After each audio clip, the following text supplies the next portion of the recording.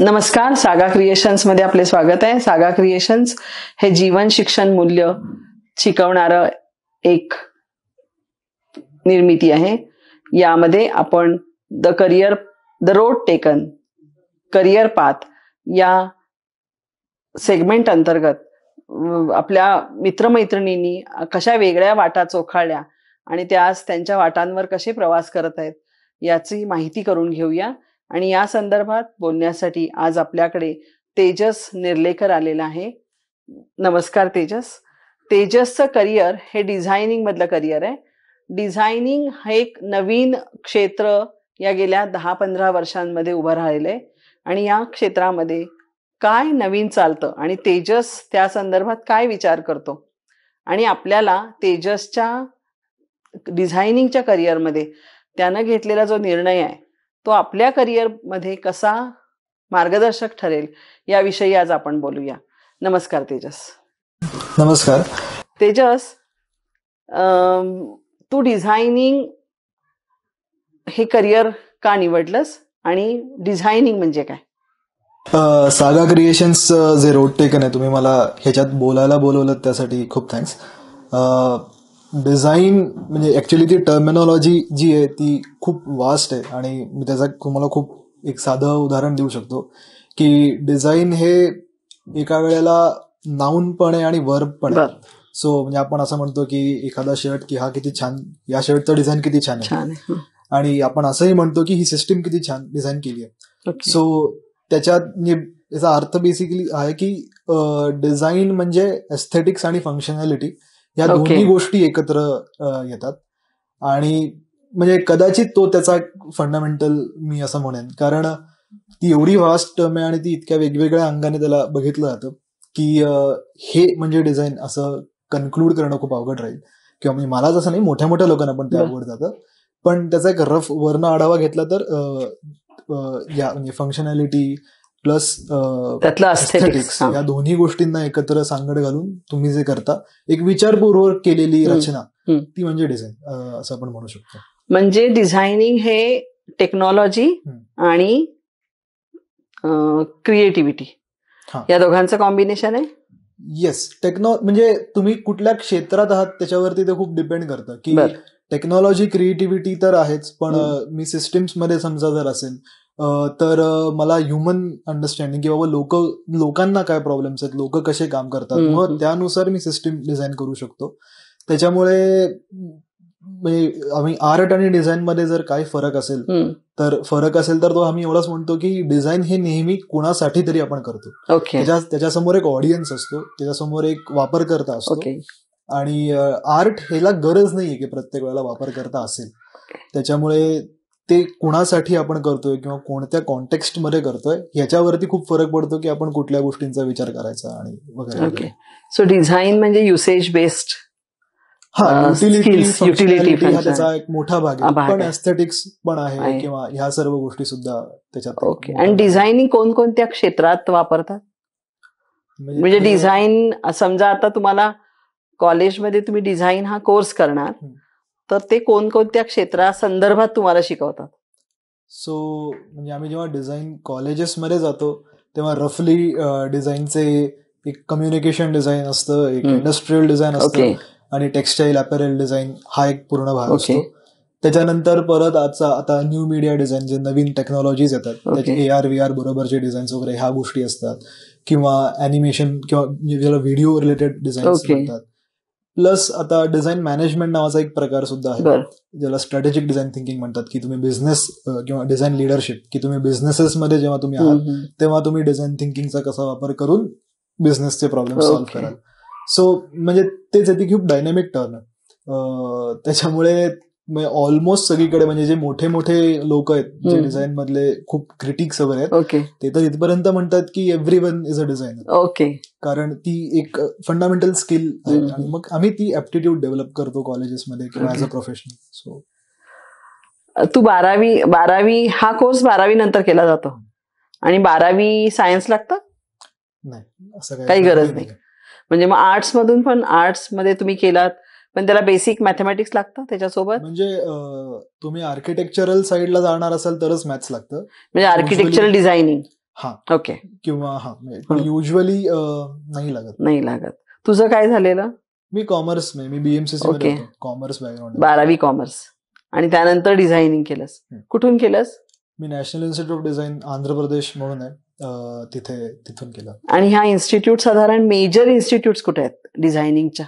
So ज्या government institutes आहेत त्या 5 आहेत. नॅशनल इन्स्टिट्यूट एक मेन म्हणजे 2 आहेत, नॅशनल इन्स्टिट्यूट ऑफ डिझाईन आणि IDC म्हणून आहे, IITचा इंडस्ट्रियल डिझाईन सेंटर म्हणून आहे.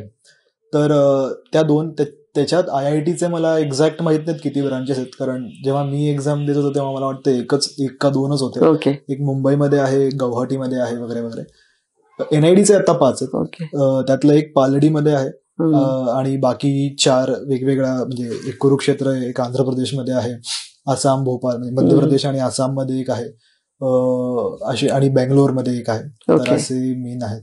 म्हणजे ह्या गव्हर्नमेंट इन्स्टिट्यूट आहेत.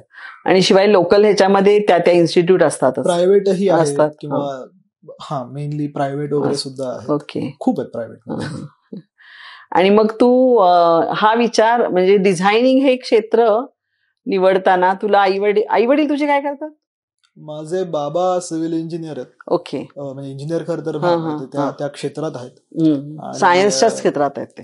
सायन्स नाही, इंजिनिअरिंग शेवटी. आणि माझी आई हिंदी म्हणजे MA हिंदी आहे. ओके, पण ती होममेकर आहे. ओके. पण मग त्यांनी सपोर्ट केला हे करताना? खूप. कारण तू कधी जॉईन झालास डिझायनिंग स्कूलमध्ये? 2019.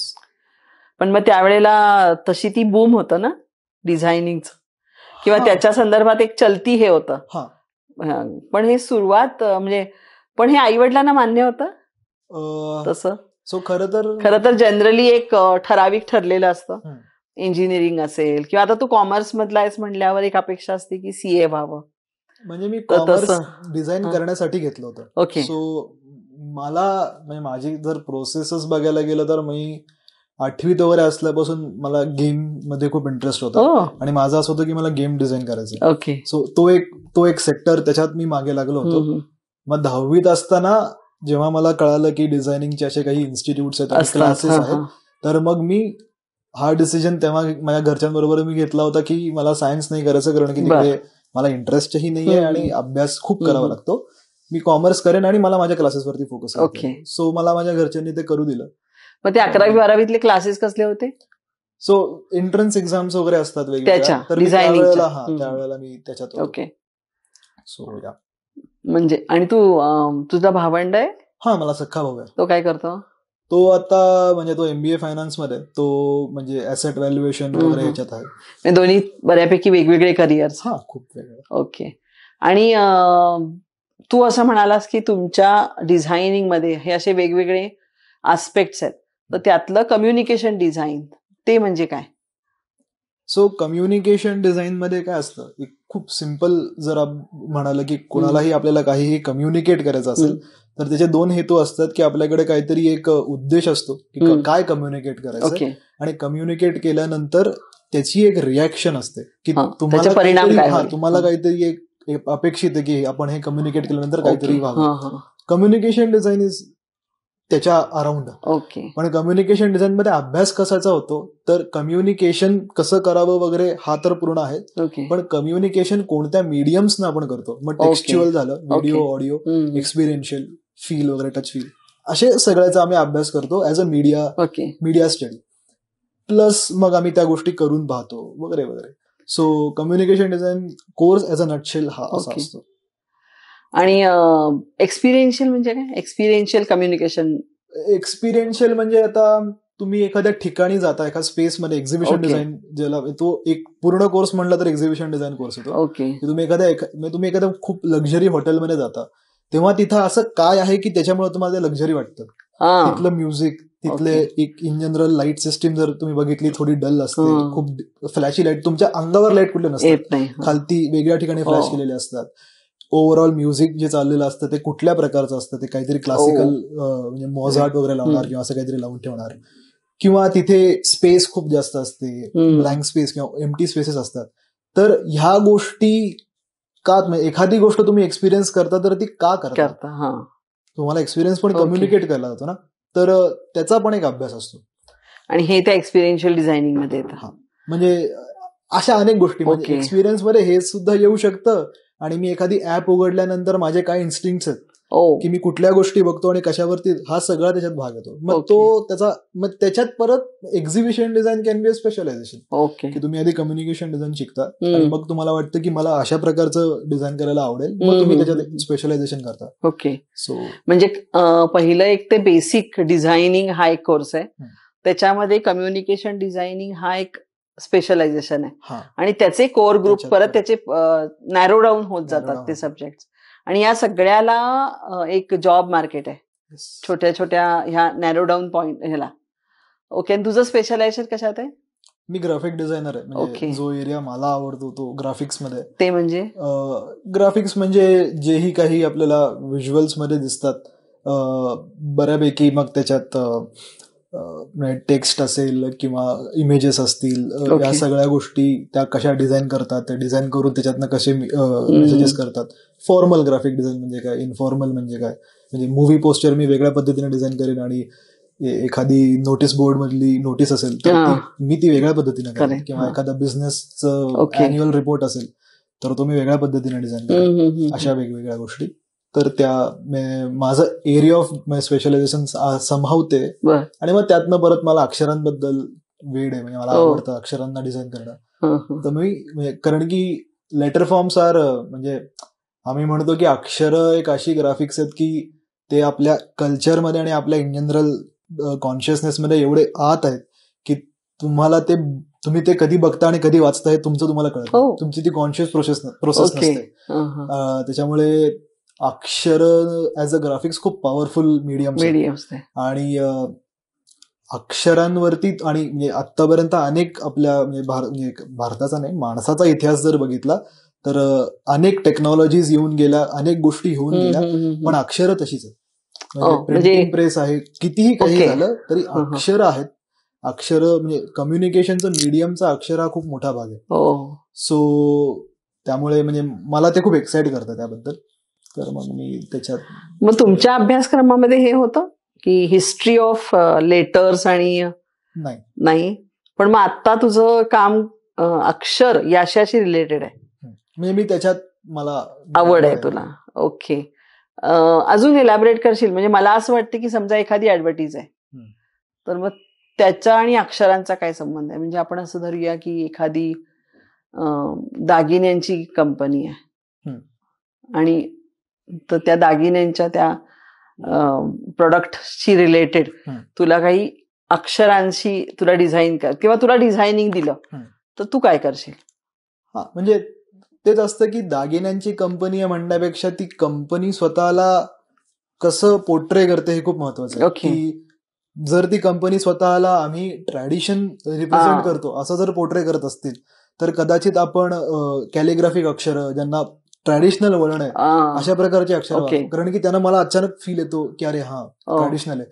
पण जर ते स्वतःला आपण लक्झरी मधले आहोत, आपण इंटरनॅशनल ब्रँड मधले आहोत, तर मग ती थोडीशी वेगळ्या आकारांची मॉडर्न अक्षर आपण त्याला देऊ.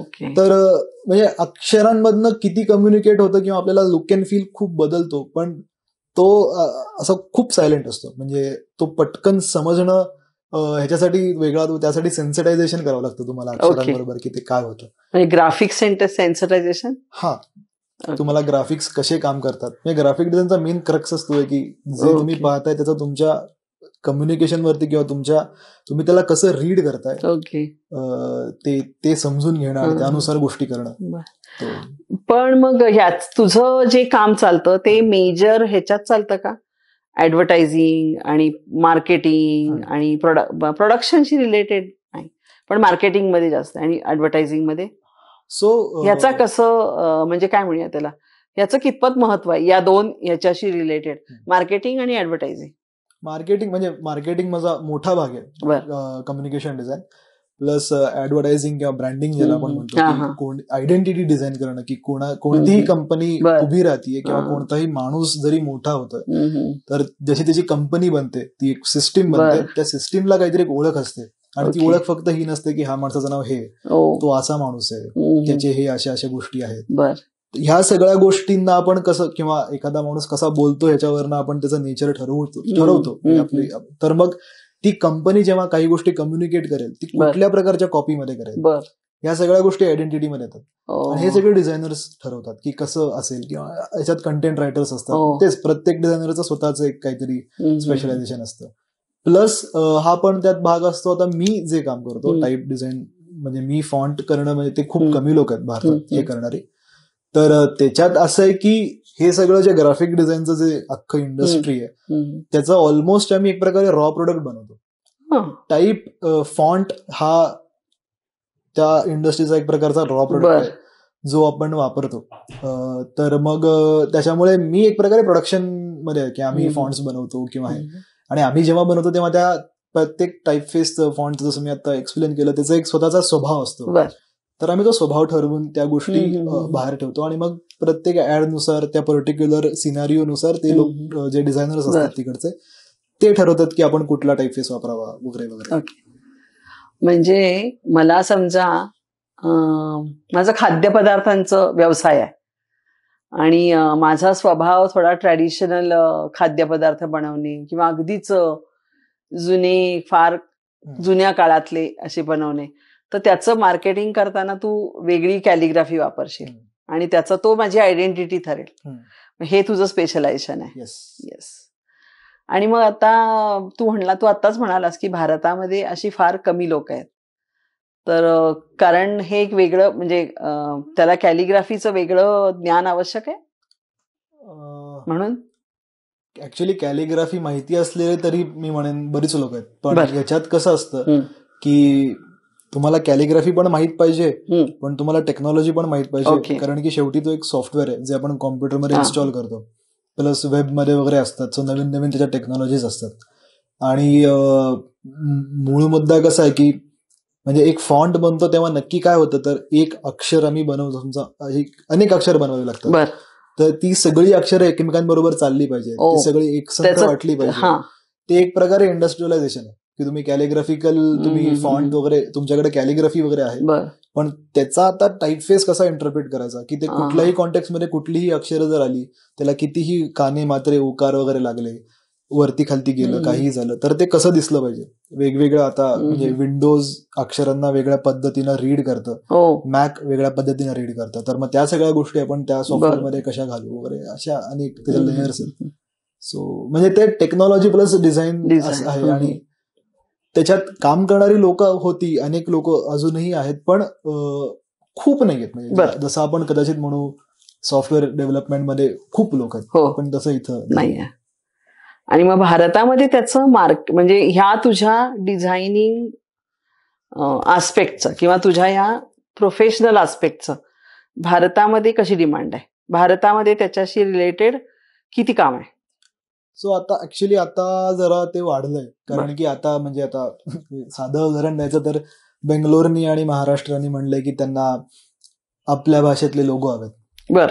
तर मग तुमच्याकडे तुमच्या म्हणजे आता फॉर एक्झाम्पल पीडीलाइटचे वगैरे लोगो असतात किंवा कुणाचेही कुठल्याही कंपनीचा लोगो असेल, तो आपल्याला मराठीमध्ये करायचा आहे, तेलुगूमध्ये करायचा आहे, वगैरे वगैरे वेगवेगळ्या भाषांमध्ये करायचा आहे. ते कोण करणार? कारण की तुम्हाला लॅटिन किंवा रोमन भाषेचं पण तुम्हाला एस्थेटिक्स आणि ह्या गोष्टी समजल्या पाहिजे, पण तेवढंच आपण आपल्या भाषेच्या लँग्वेजची रिस्पेक्ट करून ते तितकंच ब्युटिफुल करायचं आहे. आणि ते सगळे वेगवेगळे भाषा एकमेकांची सिमिलर वाटले पाहिजेत, ते सारखे दिसले पाहिजेत. आणि त्याचा जेवढा पण सिस्टीम मध्ये युज होणार आहे म्हणजे की वेगवेगळ्या ठिकाणी तो सगळा एकसंध वाटला पाहिजे. तर मग हे सगळं काम आम्हीच करणार आहे. मला आता ते इंटरेस्टिंग वाटलं आणि आता लक्षात आलं, भारतासारख्या ठिकाणी की जिथं वेगवेगळ्या अक्षरांची वळणं ऑलरेडी वेगळी आहेत. म्हणजे मराठी वेगळी आहे, तमिळ वेगळी आहे, तेलुगू वेगळी, कानडी वेगळी आणि बेंगॉली वेगळी. तर मग याचा अर्थ तुम्ही हे जे तुमचं डिझायनिंग आहे, तुझं स्पेशली कॅलिग्राफीतलं डिझायनिंग, ते त्या भाषेप्रमाणे बदलायला लागतं. म्हणजे त्यात बरं तेच असतं की म्हणजे आता मी देवनागरीवरती काम करतो, पण प्रत्येक जण, कारण की मी आता उठून जर बंगाली भाषेचं करायला लागलो, बांगला भाषेचं जर करायला लागलो, तर कदाचित त्याचे प्रपोर्शन्स किंवा त्याचे जे एक ऑथेंटिसिटी आहे मला पटकन येणार, वेळ लागेल. पण जर तिकडचा जो नेटिव्ह माणूस आहे बर त्याला ते लवकर जमेल. कम्पॅरेटिव्हली त्याला पटकन कळेल की अरे हे काहीतरी चुकीचं वाटतंय. बर बर बर बर म्हणजे ती वळणं ओके प्रपोर्शन्स त्याचे रिलेशन आहे ते सगळं. आणि मग हे काम ह्याच्यात जास्त सोपं आहे रोमनमध्ये. रोमन लिपीतलं सोपं म्हणजे कम्पॅरेटिव्हली कारण रोमन लिपी ही कॉमन आहे सगळीकडे. त्याच्यावरती काम खूप झालंय, खूप लोकांनी काम केलंय. त्याच्यामुळे तिथले काय म्हणतात चॅलेंजेस तिथले वेगळे की तिकडे नॉवेल्टी आणायची असेल तर खूप टफ आहे, खूप अभ्यास करावा लागतो. पण आपल्या इथं एवढे टाईपफेसेस नाहीयेत बघायला गेलं तर, त्याच्यामुळे आपण नॉवेल्टी आणायची तर खूप अपॉर्च्युनिटीज आहेत. पण हे नक्की आहे की आपल्या ज्या लिप्या आहेत त्या थोड्या कॉम्प्लेक्स आहेत रोमनच्या समोर. म्हणजे आपल्या इथे काने मात्रे उकार लागतात, जोडाक्षर असतात, खूप गोष्टी असतात.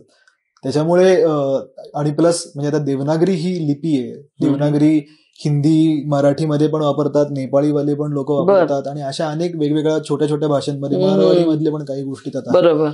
सो ह्या सगळ्या त्यात आपल्याला घालाव्या लागतात की जेणेकरून आपले जितके कितके वापर करतात त्यांना सगळ्यांना तो वापरता यावा. सो हा सगळा विचार करून एक फॉन्ट बनवला जातो. सो आणि आता तू जसं म्हणालास तसं की रोमन मध्ये काम खूप होत आहे आणि भारतीय भाषांमध्ये हे काम आता डेव्हलप होत आहे किंवा त्याचं काम आता सुरू जास्त आहे. पण मग तसे सॉफ्टवेअर्स उपलब्ध आहेत भारतीय भाषांसाठीचे. हो. आणि मग ते आपल्या भारतातल्या लोकांकडून विकसित झालेत की म्हणजे आता आपण भारतातल्या लोकांनीही प्रयत्न नक्कीच केलेले आहेत. कारण असं नाही की भारतात काम नाही झालं, पण असं आहे की म्हणजे तिथे प्रिंटिंग प्रेस जेव्हा आला तेव्हा त्यानंतर तिथं चालू होणं आणि आपल्या इथं प्रिंटिंग प्रेस गेल्यानंतर मग आपली भाषा त्या प्रिंटिंग प्रेसवरती बसवण्याला एक वेळ लागला. बराच वेळ ती भाषा नीट बसवायलाच बराच वेळ लागला. आणि मग त्यानंतर मग फॉन्ट्स येणं वगैरे चालू झालं. ते होईस तोपर्यंत नवीन टेक्नॉलॉजीज आल्या. तर त्याच्यामुळे ते त्याला वेगळं वळण आहे. पण आपल्या इथल्या लोकांनी पण सॉफ्टवेअर्सचे प्रयत्न केले, अनेक गोष्टी आहेत, पण ते यशस्वी आहेत. सध्या म्हणजे त्या काळात ते होते. आज टेक्नॉलॉजीज वाढल्यात त्यामुळे जे आपण सॉफ्टवेअर वापरतो मला नाही वाटत कुठलं कोणी इंडियन सॉफ्टवेअर वापरतात. मोस्टली बाहेरचेच सॉफ्टवेअर वापरतात. पण ओके. तुझ्या एका रेफरन्समध्ये मी पाहिलं तू कॉलेजमध्ये असताना स्वित्झर्लंडला गेलेलास. तर ते तिथं काय होतं म्हणजे त्या स्वित्झर्लंडला जाण्यामागचं तुझं कारण काय आणि विद्यार्थी दशेमध्ये स्वित्झर्लंडला तू गेलास ही एक कौतुकाची गोष्ट आहे. आणि ती स्कॉलरशिप होती? नाही. बर ते सांग. सो मी थर्ड इयरला होतो ते. आणि आमचे जे डायरेक्टर होते त्यांचा एक फॅकल्टीजचा ग्रुप आहे. तर ते दरवर्षी इंटरनॅशनल ग्रुप आहे. तर ते दरवर्षी किंवा काय म्हणतात 2 वर्षात एक अशी आपण म्हणू एक कॉन्फरन्स करतात की ज्याच्यात सगळ्या वेगवेगळ्या कॉलेजेसची लोक ती येतात आणि ते एकत्र येऊन काम करतात. आणि त्यांचा मोटोच कुठेतरी हा होता की वेगवेगळ्या कॉलेजेसचे वेगवेगळ्या कल्चरच्या लोकांनी एकत्र येऊन काम करावं आणि मग बघावं. आणि ही सगळी जनरली डिझाईन, आर्ट वगैरे, मास मीडिया वगैरे ह्या रिलेटेडचे सगळे लोक असायचे. तर त्याच्यात म्हणजे माझं सिलेक्शन झालं होतं की माझ्या कॉलेजकडनं की आम्ही काही 12 लोक गेलो होतो. तर त्यात माझं सिलेक्शन झालं होतं आणि त्यासाठी मी गेलो होतो. कॉलेजमध्ये असताना ते जाणं माझ्यासाठी मोठं होतं कारण की मी पण एक मिडल क्लास घरातलाच आहे. मी असं इमॅजिन नव्हतं केलं कधी की बाबा आपण थर्ड इयरला जाऊ. आणि मला जेव्हा हे पहिल्यांदा सांगितलं गेलं तेव्हा मी माझ्या घरच्यांना सांगतानाच हे म्हणलं की ठीक आहे, मला नव्हतं वाटलं की फायनान्शियली मला फिझेबल पण आहे. पण कुठेतरी मला आई वडिलांनी त्यावेळेला सपोर्ट खूप केला की आपण प्रयत्न करू. इव्हन मला कॉलेजने सपोर्ट केलेला की आपण बघूयात काहीतरी होईल. पण घरच्यांनी खूप सपोर्ट केला. आणि त्यावेळेला मग ऑपॉर्च्युनिटीज ऑटोमॅटिक काही आल्या. मला काही इंटर्नशिप्स मिळाल्या, त्यातनं थोडे पैसे उभे राहिले, घरच्यांनी खूप मदत केली आणि असं करतच ते झालं. पण तो एक्सपिरियन्स माझ्यासाठी मोठा होता.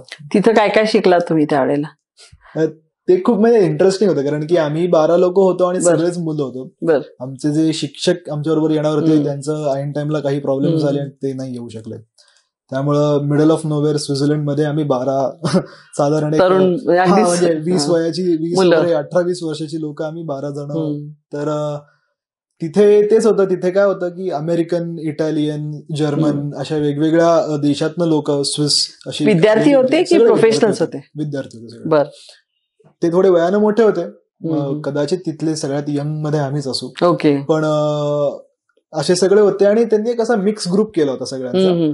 मग आम्ही वेगवेगळ्या ग्रुप्समध्ये डिवाइड झालो आणि आमचं काम असं होतं की तिथे त्यांनी आम्हाला सब्जेक्ट दिले होते आणि त्याच्यावरती आम्हाला काम करून at the end of the day त्याच्याबद्दल एक प्रेझेंटेशन बनवायचं होतं. सो म्हणजे आम्हाला श्विंगन नावाचा तिथला स्वित्झर्लंड मधला आपण म्हणू कुस्ती, तिथली कुस्ती, ट्रॅडिशनल कुस्ती, हा सब्जेक्ट होता. तर मग आम्ही तिथल्या तालमीत गेलो, तिथल्या त्या पंचांना भेटलो आपण म्हणू कदाचित, ते काय करतात. आम्ही तिथे इव्हन कुस्ती पण करून बघितली. तर मग तो एक एक्सपिरियन्स खूप वेगळा होता की वेगवेगळ्या कल्चरची लोक कामाबद्दल कसे विचार करतात किंवा इन जनरल गोष्टींबद्दल कसे विचार करतात, तिथे काय चालतं वगैरे, हे सगळं एक्सपिरियन्स करायला मिळालं, शिकायला मिळालं. प्लस मला असं वाटतं की एक्सपोजर ह्या हिशोबानं जर पाहिलं तर ते खूप माझ्यासाठी जास्त होतं, कारण की माझा काय म्हणजे मला संबंधच नाही. म्हणजे मी 12वी पर्यंत पुण्यात होतो, त्यानंतर मी तिथे गेलो असंच म्हणजे. तर त्यामुळे माझ्यासाठी ते खूप मोठं होतं की वेगवेगळ्या कल्चर्सच्या लोकांना भेटणं, ते काय कसे वागतात, कसे बोलतात. आणि मग तुमच्या ह्या कामामध्ये कल्चरचा पण भाग येतो, म्हणजे कल्चरल आस्पेक्ट सुद्धा तुम्हाला लक्षात घ्यायला लागतो. हो. बरं, ते काय असं काय? सो म्हणजे कल्चर काय की आपलं राहणीमान, आपली वागणं बोलणं, किंवा म्हणजे काय लिंग्विस्ट लोक तर असं म्हणतात की आपण जी भाषा बोलतो त्याच्यावरनं आपली थिंकिंग हे डिसाईड होतं. या सगळ्याचा आपल्यावरती कुठेतरी फरक पडत असतो, आपल्या गोष्टींवरती फरक पडत असतो. जसं एक खूप साधं माझं छोटं ऑब्झर्वेशन होतं की आम्ही लुसनमध्ये होतो स्वित्झर्लंडमध्ये, तर तिथल्या सिस्टीम्स एवढ्या अशा कट टू कट आहेत की म्हणजे 3ऱ्या-4थ्या दिवशी आम्ही पण रुळलो होतो. म्हणजे सकाळी उठायचं, ही बस इथं आली, 8:55ची बस आहे, ती 8:55ला येणार, आम्ही तिकडनं तिथे जाणार, तिथनं ट्रेन पकडणार, म्हणजे खूप कट टू कट होतं. इथं आपण एखाद्या फुटपाथवरनं एका ठिकाणी दुसऱ्या ठिकाणी जरी जायचं असेल तरी म्हणजे फुटपाथवरती मग मध्ये काही आहे गोष्टी, आपण खाली उतरलो, मग इकडे झालो, इतकं म्हणजे केऑस. म्हणजे काय तर ते मला कळालं की तिथं सिस्टीम इतकी जास्त आहे की कुठेतरी ते मला असं आलं की हे खूप कंट्रोलिंग आहे तुमचं. मला ते आवडलं का नाही मी असं म्हणू शकत नाही, पण मला असं होतं की खूप असं म्हणजे तुम्ही त्याच्यात अडकता किंवा त्याच्यात असता. प्लस तिथली मला एक खूप इंटरेस्टिंग वाटलेली गोष्ट होती की जेव्हा आम्ही पहिल्या दिवशी तिकडे गेलो तेव्हा आम्हाला रिसीव्ह करायला एक कॅरेन म्हणून एक, ती आमच्या कॉलेजला ऍज अ एक्सचेंज स्टुडंट तेव्हा आली होती. तर ती आम्हाला रिसीव्ह करायला तिकडे आली होती. तर ती जवळजवळ रात्री 1:45 आमच्या हॉटेलवरती होती आणि तिला तिकडनं जवळजवळ 1.5-2 तासाचा प्रवास करायचा होता आणि शेवटची बस 12ची होती. आणि तिला आम्ही हेच सांगत होतो की तू काय माहित शेवटची बस येईल, हा आपला विचार की शेवटची बस येईलच का, मग ती बस पोहोचेलच का, मग ती पोहोचली तर मग ते ट्रेनचं काय, मग तू कशाला रिस्क घेतेस पहिली. पण ती अशी होती की असं का होईल, शेवटची बस का उशिरा होईल. तर इतका तो फरक पडतो तुमच्या कल्चरचा, तुमच्या विचारांवरती. आणि ते मला तिथे जाणवायला सुरुवात झाली होती की अरे इथं वेगळे. आणि मग त्याचा तुमच्या कामावर हे होतं काम करताना, कारण की शेवटी आम्ही लोकांसाठी काम करतो, लोकांच्या प्रोडक्ट्स असतील, लोकांसाठी जे कम्युनिकेट होतं त्या सगळ्यासाठी आम्ही काम करतो. त्याच्यामुळे लोकांच्या सवयी काय, लोक कसे विचार करतात हे आम्हाला समजणं खूप गरजेचं असतं. मग तुम्ही क्लायंटला हे विचारता सगळं जेव्हा तुम्हाला एखादं डिझायनिंगचं प्रोजेक्ट येतं, तर तेव्हा तुम्ही हे सगळं बोलता त्याच्याशी? क्लायंटला ह्या गोष्टी नाही बोलत, कारण कसं असतं की कदाचित क्लायंटला हे आम्ही एक्सप्लेन करतो की आमचा काय रिसर्च आहे, पण याच्यात परत ते असतं की डिझायनिंग मध्ये असं म्हणतात की तुम्ही कुठेही डिझाईन बद्दल काही वाचलं तर ते म्हणतात की designers have a sympathy, sorry empathy. पण मला असं वाटतं की ती सिम्पथी असते, एम्पथी असणं ही खूप टफ गोष्ट आहे, ती खूप मोठी गोष्ट आहे की स्वतःला एखाद्याच्या शूज मध्ये जाऊन विचार करणं. पण लोक काय विचार करतात आणि ते कसं असतं ह्याचा आपण नक्कीच विचार करू शकतो. आणि तो आमच्या कामाचा खूप मोठा भाग आहे की आपण जे पण काम करतोय ते कोणासाठी तरी करतोय, ते कोणतरी वापरणार आहे आणि ते कोणाच्या तरी आयुष्यात असणार आहे.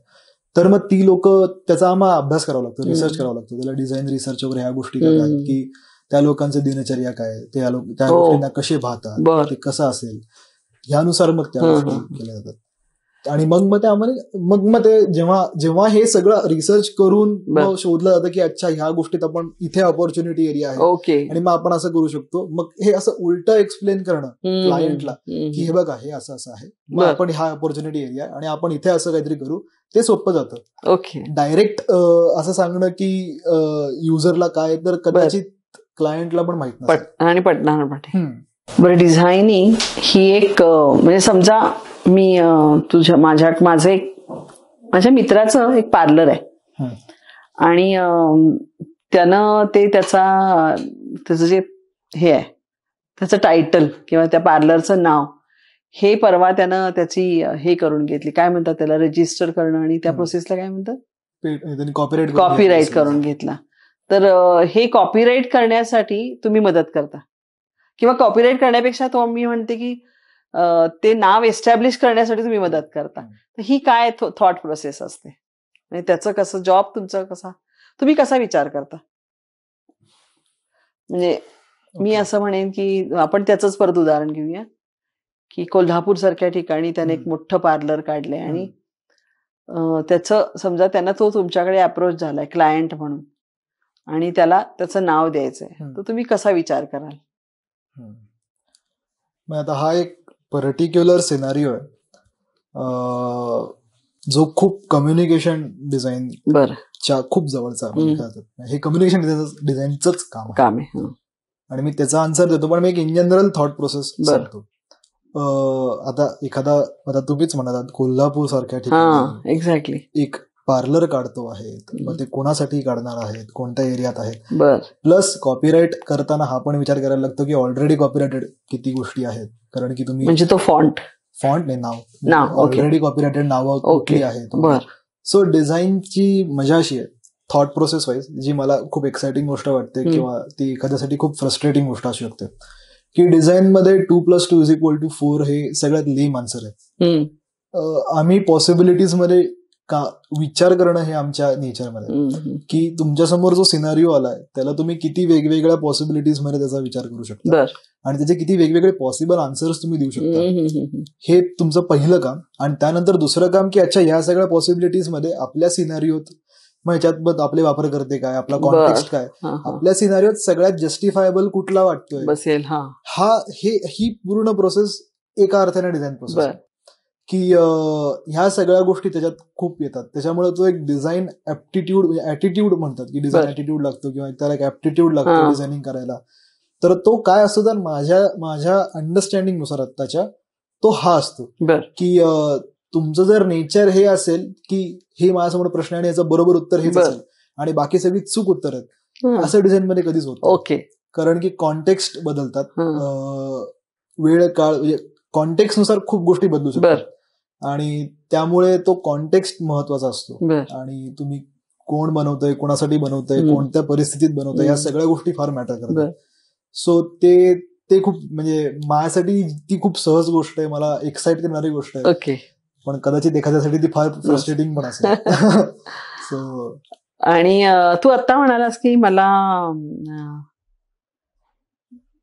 थॉट हे म्हणजे ते तर क्लायंट आणि हे, तर मग क्लायंटच्या एकूण स्वभावाचा अभ्यास तुम्ही न बोलता करता किंवा त्यांच्याशी फार प्रश्न न विचारता आणि हे करता? म्हणजे आता क्लायंट्स पण कसं असतं, क्लायंट्स पण हुशार असतात, म्हणजे असं म्हणजे त्यांना ते आमच्याकडे येतात तेव्हा ह्याचा अर्थ असा असतो की त्यांना माहितीये की बाबा ह्या गोष्टीचा आपल्या व्यवसायाला काहीतरी फायदा होणार आहे. त्याच्यामुळे बऱ्याचदा ते कोलॅबोरेटिव्ह स्पिरिटमध्ये असतात. त्याच्यामुळे असं म्हणजे क्लायंट बरोबर आम्ही जेवढं राहतो तेव्हा आम्हालाही कळतं की क्लायंटची आणि त्या कंपनीचा काय साधारण एक स्वभाव आहे, त्यांना काय करायला आवडेल, किंवा ते स्वतः म्हणजे समजा एखादी कंपनी त्यांचा इन जनरल अप्रोच जर लोकल ट्रॅडिशनल सपोर्टवाला असेल तर मग कदाचित आपण त्यांना असे काहीतरी सोल्युशन्स जास्त प्रेफर करू किंवा त्यांना सांगू की जे त्यांच्या ह्या इन जनरल त्यांची जी इमेज आहे त्याला जास्त जातील, त्याच्याबरोबर जातील. तर तसं असतं किंवा सिनारिओनुसार. आपण आता करिअर बद्दल बोलतोय.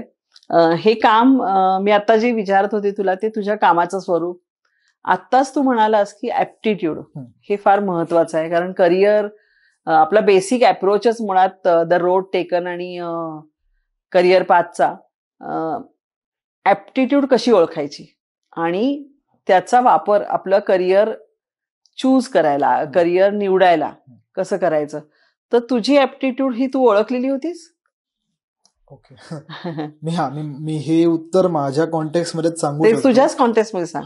तर माझं असं झालं की मी लहानपणापासनं म्हणजे मला क्रिएटिव्ह एरियात मी होतोच. बर माझ्या आईनी मला नाटकांमध्ये, आधीपासून मी नाटकांमध्ये वगैरे होतो, मला आईनी आधी सपोर्ट केला ह्या गोष्टी करायला. त्यानंतर मग मी नाटकांमध्ये भरपूर होतो.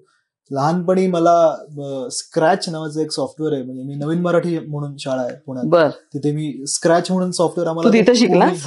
कोणी शिकवलं, मराठी मीडियम मध्ये शिकलास? येस, मी Ramanbag, new English school Ramanbag. मी हे डेलिबरेटली विचारते. मीडियम कसं आहे आता, इंग्लिश मीडियम आणि मराठी मीडियम याचा एक थोडासा कॉन्फ्लिक्ट चालू आहे, पण तू मराठी मीडियम मध्ये शिकलास? मी पूर्ण म्हणजे सेमी इंग्लिश मध्ये, पण माझं म्हणजे मला बरं वाटतं की मराठी शिकलो, कारण की आज मी जे काम करतो ते कल्चरली इतकं कनेक्टेड आहे, किंवा मला माझ्या इन जनरल डिसिप्लिन मध्ये वेगळं दाखवणारी हीच गोष्ट आहे की अरे याला माहिती आहेत गोष्टी, किंवा म्हणजे मी तेच म्हणतो की माझी अभ्यासाची भाषा कदाचित इंग्लिश असेल, पण माझी भावनांची भाषा मराठी आहे. मी मराठी गोष्टी वाचतो वगैरे, त्यामुळे पण ऍप्टिट्यूड.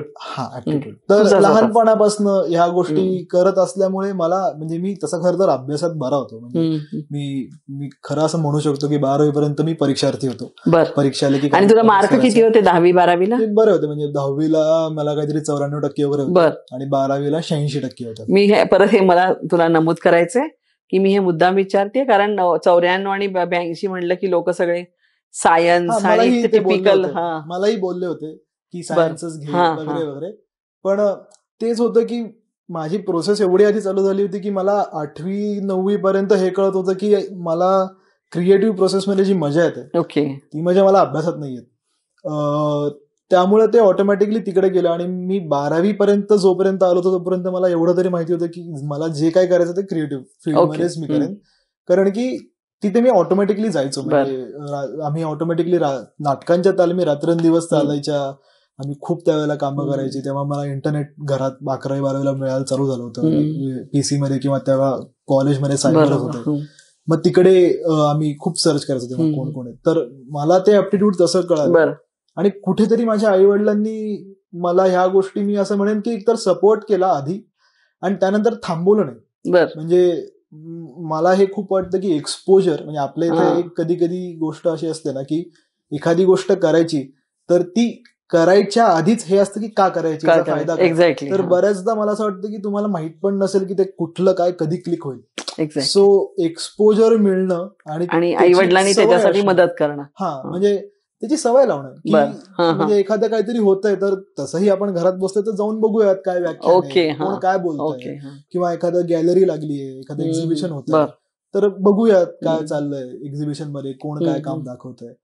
ह्याची सवय असल्यामुळे ऑटोमॅटिकली आई वडील तुला घेऊन जायचे ह्या कार्यक्रम, किंवा तुला असताना मला, पण नंतर तुझं केलास. म्हणजे मी आणि त्याचा आणि तुझ्या आत्ताच्या करिअरचा फार मोठा संबंध आहे. फार मोठा संबंध आहे का, तर कदाचित मला वाटतं की त्या सगळ्या गोष्टींनीच मला विचार या ठिकाणी घेऊन गेले.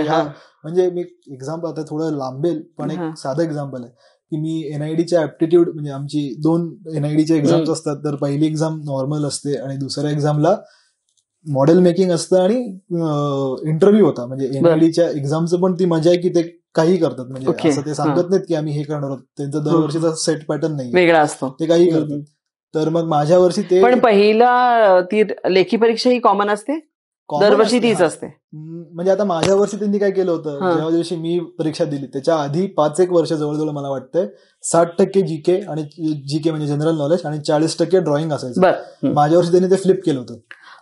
आणि अशा गोष्टी ते करतात, कारण की त्यांना ऍप्टिट्यूड बघायचा असतो. तर मी जेव्हा माझ्या एक्झामला गेलो होतो इंटरव्ह्यूला, तर त्यांनी ग्रुप डिस्कशन टाईप होतं. तर त्यांनी काय केलं होतं, तर आम्ही असे एका ग्रुपमध्ये असे बसलो होतो, आणि एकानं चालू करायची काहीतरी स्टोरी, आणि पुढच्या स्टोरीत ऍड करत जायचं.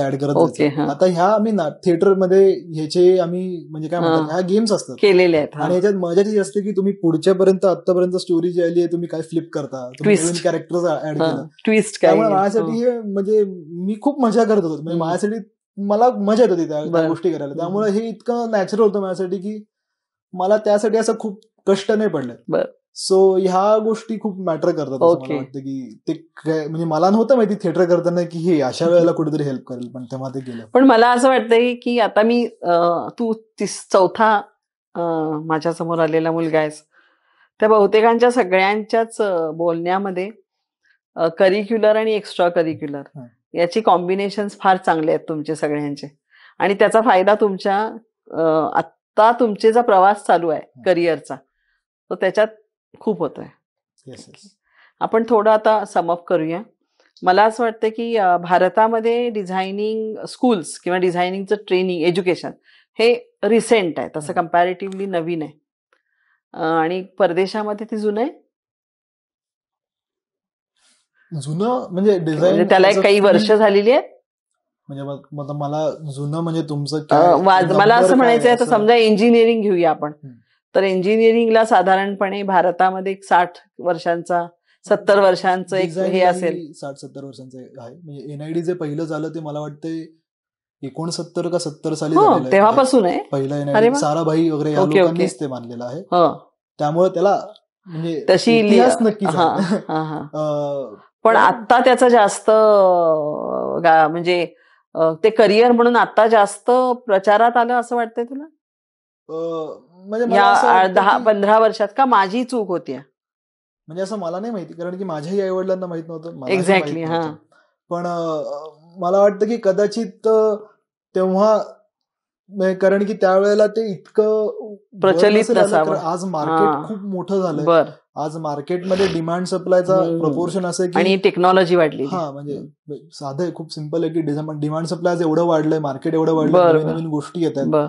तर कम्युनिकेशन डिझाईनच्या अँगलनी जेव्हा तुमच्याकडे खूप कॉम्पिटिशन आहे, अनेक गोष्टी आहेत मार्केटमध्ये, तर मग तुम्हाला या सगळ्या कॉम्पिटिशन मध्ये तुमचा ऑडियन्स कोण आहे, तुम्हाला कुणाला काय विकायचंय, ते कसं विकायचंय, ह्या सगळ्याचा अभ्यास करणं आणि तुम्ही लोकांना कसे अप्रोच करता हे खूप मॅटर करतं. ओके. तिथे डिझाईन मोठा भाग आहे. आणि अशा वेगवेगळ्या ह्याच्यात प्रोडक्ट तुम्ही एखादं मोठं प्रोडक्ट बिल्ड करताय, तर मग आधी फक्त इंजिनियर असतील तर डिझाईनची गरज आहे की माणसं कशी वापरतात. आणि भारतात स्कोप आहे आता. येस, म्हणजे मी असं नक्की म्हणेन की डिझाईन हे खूप म्हणजे बऱ्यापैकी प्रॉमिसिंग फील्ड आहे, कारण नवीन नवीन गोष्टी आणि लुक्रेटिव्ह आहे.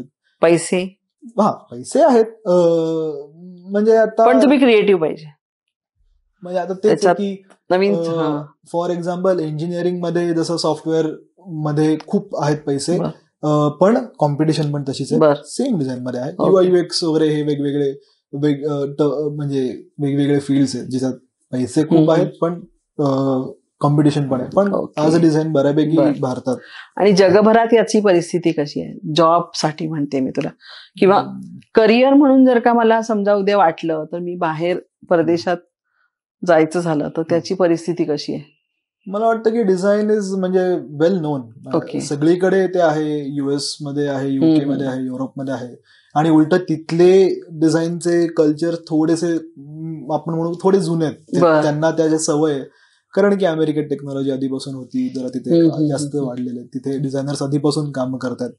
सो ह्या गोष्टी म्हणजे ऍपलची सिस्टीम आपल्याला का आवडते, कारण त्याचं लुक अँड फील बघितल्या क्षणी ऍपल लक्षात येतं. तर ह्या सगळे डिझायनर्स लोक आहेत जे हे काम करतात. सो ते नक्कीच आहे. डिझायनिंग हे फील्ड ऑफकोर्स म्हणजे त्याला लुक्रेटिव्ह आहे, गोष्टी आहेत आणि फ्युचरही आहे. तर तेजस, आज आपण डिझायनिंग आणि त्याच्याशी असलेले वेगवेगळे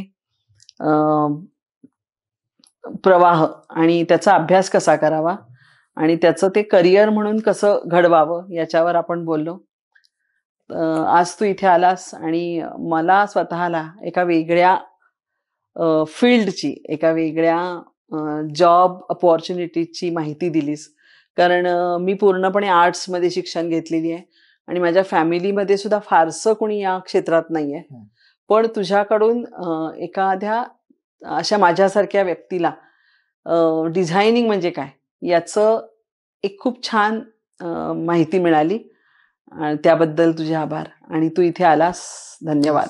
हो, तुम्ही पण मला बोलवलं, म्हणजे असे शोज झाले पाहिजेत आणि मराठीत झाले पाहिजेत, कारण भाषा असली की एक अप्रोचॅबिलिटी असते, आपल्याला वाटतं की आपलीशी लोक आहेत. तर खूप थँक्स, म्हणजे तुम्ही पण मला बोलवलं, ती खूप माझ्यासाठी पण मोठी गोष्ट आहे. थँक्यू. आज मला खरं हा शो म्हणजे तुला बोलवण्याचं मागचं एक कारण असं आहे की प्रत्येक क्षेत्रामध्ये जेव्हा तुम्ही नॅरो डाऊन होत जाता तेव्हा त्यातला एक्सलन्स कसा मिळवायचा याचं खरं मला जास्त त्याबद्दल तुझं कौतुक आहे. तर धन्यवाद. Thank you so much.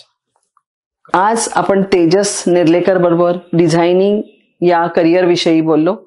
त्यानं त्यातले विविध पैलू आपल्यासमोर उलगडून दाखवले आणि ते आपल्याला नक्कीच मार्गदर्शक ठरतील. उद्या आपल्याला जेव्हा या संदर्भातला निर्णय घ्यायची वेळ येईल आणि काय करिअर निवडावं, तेव्हा तेजसचे जे काही अनुभव आहेत, तेजसचं जे काही या क्षेत्रातलं जे काही त्याचा प्रवास आहे, तो नक्कीच आपल्याला मार्गदर्शक ठरेल. तर the road taken career path या चॅनेलला सबस्क्राईब करा, लाईक करा आणि शेअर करा. धन्यवाद. मला बोलवल्याबद्दल थँक्यू. आणि सागा क्रिएशन्स निर्मित रोड टेकन या यूट्यूब चॅनलला सबस्क्राईब करा, शेअर करा. हा कॉन्टेंट लोकांपर्यंत पोहोचणं गरजेचं आहे. थँक्स.